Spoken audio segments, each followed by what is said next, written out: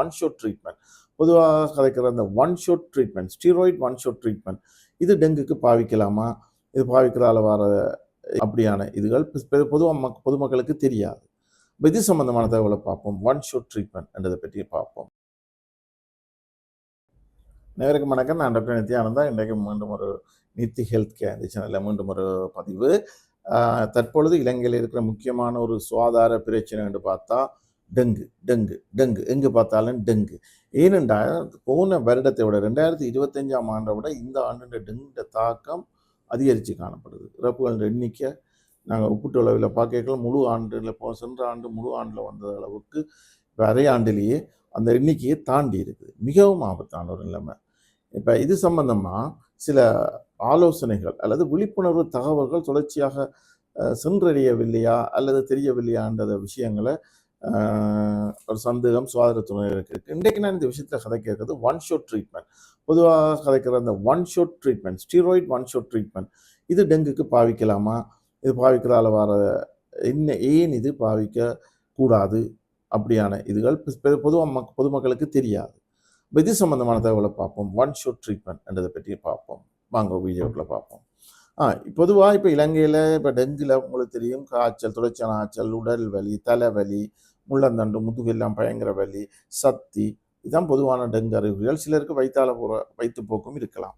இப்போ இது சம்பந்தமாக மொரட்டுவ பல்கலைக்கழகத்தின் விசேட மருத்துவ நிபுணர் டாக்டர் ஆனந்த் விஜய் விக்ரம தெரிவிச்சிருக்கிறார் இந்த ஒன் ஷாட் ட்ரீட்மெண்ட்டை பற்றி.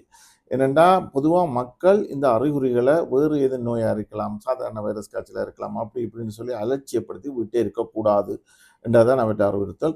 ஒரு ஆள் காய்ச்சல் ஏற்பட்டால் 48 மணித்தியாலங்களுக்குள்ள முழுமையான ரத்த பரிசோதனை செய்யணும். Full blood counts, simple test, full blood கவுண்ட்ன்றதை 48 மணித்தியாலத்துக்குள்ள செய்யணும். இந்த ரிப்போர்ட்டை கொண்டு ஒரு வைத்தியர் நிலையத்தில் வைத்தியரிடம் ஆலோசனை பெற வேண்டும். அவர் இந்த கிளினிக்கல் அறிகுறிகளையும் வச்சுக்கொண்டு ரிப்போர்ட்டையும் வச்சுக்கொண்டு வைத்தியர் முடிவெடுப்பார். இது டெங்கு இருக்கா இல்லையா, மேலது பரிசோதனைகள் எதுவும் செய்ய வேண்டுமா என்பதை மருத்துவர் தீர்மானிப்பார். நீங்கள் உங்களோட பாட்டில் சுயமாக இப்படியான தீர்மானங்களை எடுக்க வேண்டாம் என்றதான் பொதுமக்களுக்குரிய எனது ஆலோசனை. இப்போ இந்த காய்ச்சல் இருக்கேக்கில் பொதுவாக அங்கீகரிக்கப்பட்ட வலி நிவாரணிகள், இப்போ பாராசிட்டமால் மாத்திரம்தான், வேறு வலி நிவாரணிகள் என்று எக்கச்சக்கமான குளிசிகள் இருக்குது, அவைகளை நீங்கள் பாவிக்கக்கூடாது. இப்போ நீங்கள் நோவை குறைக்கிறதுக்கு வலி கடுமையாக இருக்கிறதுக்கு வேறு மருந்துகளை பாவிக்கும் பட்சத்தில் உங்களுக்கு நோய், இந்த டெங்கு நோயினால் பல்வேறு சிக்கல்கள் ஏற்படும். இப்போ முக்கியம், இந்த தேவையில்லாத அங்கீகரிக்கப்படாத எந்தவித காய்ச்சல் வலி நிவாரணிகளையும் பாவிக்க வேண்டாம். உதாரணமாக இப்போ முக்கியமாக அவர் சொல்கிற விஷயம் என்னென்னா, ஸ்டீராய்டுகள் என்று சொல்லப்படுகின்ற ஒரு வகை மருந்துகளை பாவிக்க வேண்டாம். இலங்கையில் பல இடங்களில் அவதானிக்கப்பட்ட விஷயத்தை தான் அவர் தெரிவிச்சிருக்கிறார். அதாவது பல இடங்களில் இந்த சில தகுதியற்ற நபர்கள் இப்படி காய்ச்சல் எதுன்னு சொல்லி ஆலோசனைக்கு போவியக்கில் இத்தகைய ஸ்டீராய்டு மருந்துகளை பரிந்துரைச்சிருக்கிறது, வழங்கி இருக்கிறது அவதானிக்கப்பட்டிருக்கிறது. இது என்னென்னா, இந்த ஸ்டீராய்டின் குணம் என்னென்னா, இந்த இப்போ நீங்கள் உங்களுக்கு என்ன பிரச்சனை இருந்தாலும் அது ஒரு 1-2 நாளுக்கு ஒரு தற்காலிகமாக அந்த பிரச்சனையிலிருந்து ஒரு விடுதலையை தரும். வெளியல் அதுகளிலிருந்து உங்களுக்கு ஒரு பூரண சுகத்தை தரும். நல்ல ஒரு உணர்வு, நல்ல ஒரு வருத்தம் மாறின ஒரு போல ஒரு ஃபீலிங் அப்படி ஒரு வரும். அப்போ இதை வச்சுக்கொண்டு நீங்கள் வருத்தம் மாறிட்டு அப்படின்னு சொல்லி நிற்கக்கூடாது. பிழையான நிலைக்கு போயிடுவீர்கள். என்ன செய்வீர்கள், இதை நினைச்சுக்கொண்டு டெங்கு உண்மையான தீவிரமான டெங்கு இருந்தாலும் 3 நாள் கழிச்சா பிறகு அது தனது முழு வீரியத்தை காட்டிக்கல.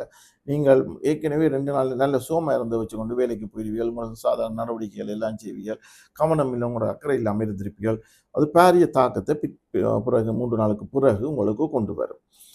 உண்மையில் பல சிக்கல்கள் ஏற்படும். இப்போ இந்த இறுதியில் உண்மையில் வைத்தியசாலைக்கு அனுமதிக்கப்படணும், அனுமதிக்கப்படைகளையும் அது பல ஒரு சிக்கலோடு தான் நீங்கள் அனுமதிக்கப்பட வேண்டி வரும். இப்போ இதுதான் இதால் தான் சொல்கிறேன், இந்த நோயாளிகளுக்கான ஒன் ஷாட் ட்ரீட்மெண்ட் என்று சொல்கிற இந்த ட்ரீட்மெண்ட்டை தயவு செய்து பரிந்துரைக்க வேண்டாம் என்று அவர் டாக்டர் விஜய விக்ரம கேட்டிருக்கிறார். பொதுமக்களுக்கான அறிவுறுத்தல் என்னென்னா, இவ்வாறான முறையற்ற சிகிச்சைகளை பரிந்துரைச்ச யாராவது வைத்தியர்களோ அல்லது வேறு நபர்கள் உங்களுக்கு பரிந்துரைத்தால் உடனடியாக சுகாதார அமைச்சு உரிய அதிகாரிகளிடம் முறையிடுமாறும் அவர்கள் கேட்டிருக்கிறார். இப்போ அது ஸ்டீராய்ட்ஸ் அது சில வருத்தங்களுக்கு சில இதற்கு விசேட வைத்திய நிபுணர்களால் பரிந்துரைக்கப்படுவதற்குண்டு இருக்குது. ஆனால் டெங்கு நோயாளிகள், டெங்கு காய்ச்சல் நோயாளிகள், இந்த நோயாளிகள் எவருக்குமே இத்தகைய நோய் இது மருந்துகள் பிரேரிக்கப்படக்கூடாது, எடுக்கப்படக்கூடாது. டெங்குக்காரருக்கு என்ன தேவை? முக்கியமாக நல்ல ஓய்வு எடுக்கணும், ரெஸ்ட் எடுக்கணும், நல்ல நீர் ஆகாரங்களை போதுமான அளவு நீர் ஆகாரங்களை குடிக்கணும், நீர் நல்லா இருந்த வேண்டும். அப்படியே நல்ல ரெஸ்ட்லேயும் இதிலையும் இருந்தாலே மற்ற வலி நிவாரணிகள் எண்ணெய்களை பேராசிட்டமால் போன்ற அங்கீகரிக்கப்பட்டவற்றை பாவிக்க வேண்டும். 6 மணி நேரத்துக்குன்னு 48 மணி நேரத்துக்கு ஓரளவு காய்ச்சல் குறையும், நல்ல ரெஸ்ட்லேயே இருக்கணும். அதுக்கப்புறம் காய்ச்சல் இருந்தால் ஃபுல் பிளட் கவுண்ட் பண்ண பேசிக் பிளட் டெஸ்ட்டை செய்து மருத்துவரின் ஆலோசனையை பெறணும். இதுதான் சுகாதார அமைச்சினால் டாக்டர் விஜய் விக்ரம என்பவரால் பொதுமக்களுக்கு வழங்கப்பட்டுள்ள ஆலோசனை. தயவுசெய்து இந்த ஒன் ஷூட் ட்ரீட்மெண்ட் சம்பந்தமாக உங்களுக்கு யாரும் வழங்கியிருந்தால் உடனடியாக தெரியப்படுத்துங்கள். அவ்வாறான அனுபவங்கள் உங்களுக்கு இருப்பின் கீழ் கமெண்ட் செக்ஷன் தவறாது குறிப்பிடுங்கள். நன்றி. மீண்டும் ஒரு வீடியோவில் சந்திப்போம்.